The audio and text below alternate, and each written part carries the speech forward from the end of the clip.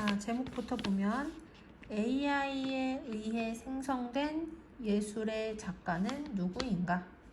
예술가들은 보통 원작자를 보여주기 위하여 그들의 예술 작품에 서명을 한다.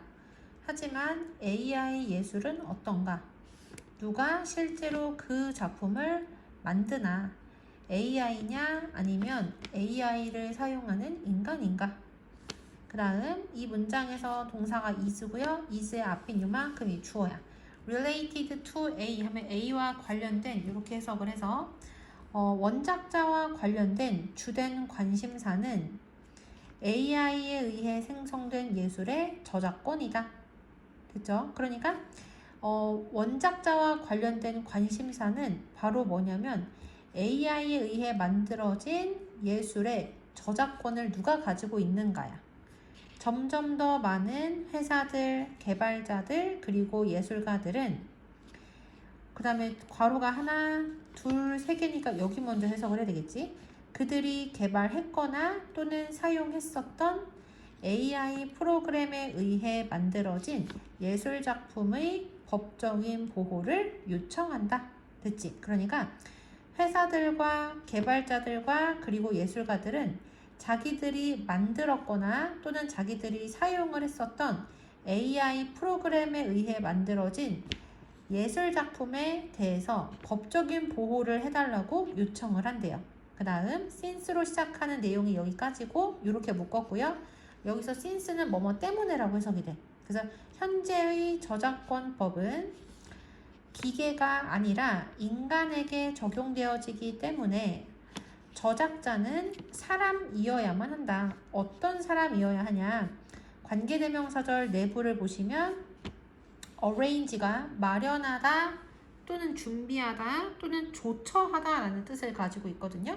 그래서 AI에 의해 생성된 예술작품의 창작을 마련한 그러한 사람이어야 한다. 그래서 어떤 예술작품이 AI를 가지고서 어떤 예술작품을 만들었어. 그러면 그 예술작품을 만든 사람은 예술작품을 만든 존재는 반드시 사람이어야 되는 거야. 왜냐면 기계는 저작권법에 적용이 되지 않기 때문에.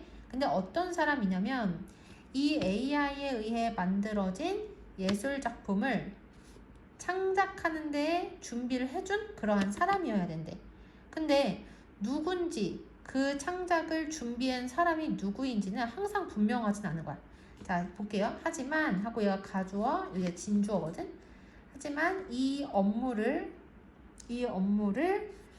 맡은 사람이 누구인지는 항상 분명한 것은 아니다. 그 다음 넘어서 예를 들어 이것은 사람일 수가 있는 거야. 어떤 사람이냐 해서 관계대명사절 내부를 보면 동사가 총 3개가 나와요. 첫 번째가 4개구나. organized랑 funded 2개 동사, did, 그다음 input 이렇게거든요.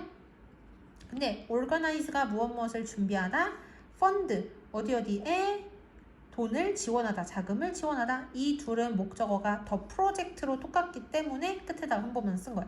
그리고 do the coding 하면 코딩을 하다. 그리고 do the teaching 하면은 교육을 하다인데요.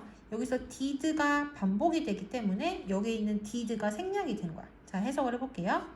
이 프로젝트를 준비했거나 또는 이 프로젝트에 자금을 지원했거나 그 다음에 AI에 대해서 코딩을 했거나 또는 AI에 대해서 교육을 했거나 또는 프롬프트를 입력을 한 사람이 될 수가 있다. 그러니까 AI를 가지고서 예술작품을 만들 때에는 이렇게 여러 사람이 필요하단 말이죠. 그래서 이러한 일을 한 사람들이 여러 사람이 있는데 이 중에서 과연 누가 저작자가 될 것인지는 생각보다 분명하지가 않다는 얘기야. 자, 다시 해석을 해보면 예를 들어서 이것은 프로젝트를 준비하거나 또는 자금을 지원하거나 AI에게 코딩을 하거나 가르치거나 또는 프롬프트를 입력을 한 사람들이 될 수 있다. 그 다음 넘어가서 다음 문장 보시면 조동사가 있는 문장이거든. 조동사가 있는 문장을 물어보는 문장으로 쓸 때는 조동사를 맨 앞에 쓰고 그 다음에 주어 쓰고 그 다음에 동사의 원형을 쓰면 돼요. 자, 그러면 주어 먼저 해석을 해서 AI 기계 그 자체가 법적인 권리를 가진 저작자로 고려되어질 수가 있을까? 그것은 그럴 것 같지 않아 보인다. 하지만 어떻게 이 문제가 미래에 여겨질지를 누가 알겠는가? 그래서 여기도 보면 큰 문장의 안에 how로 시작하는 간접 의문문이 들어가니까 의문사 플러스 주어 플러스 동사가 사용이 된 거야.